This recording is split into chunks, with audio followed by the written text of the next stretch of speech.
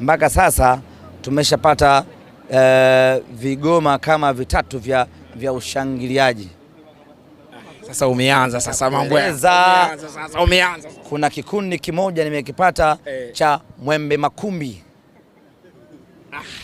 Watu umekuja kaka, si umekuja leo umepata saa ngapi? Mimi si mtu wa connection wewe Tobi.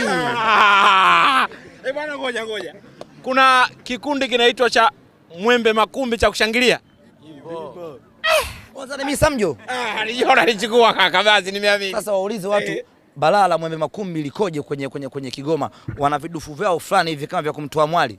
Baba vikianza kupigwa vile kuanzia saa 10 kamili muda ule wa mazishi mpaka saa 12 yule Mwafrika Kusini atakuwa ametepeta vibaya mno.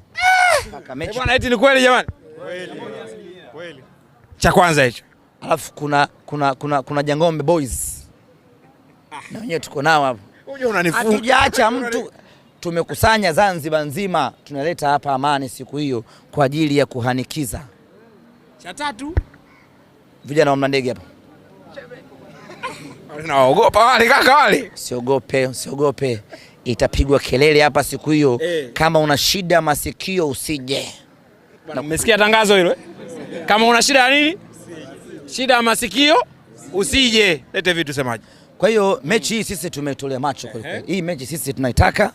Na hii mechi tunataka kumalizia shughuli hapa. Hapa tulipokaa hapa.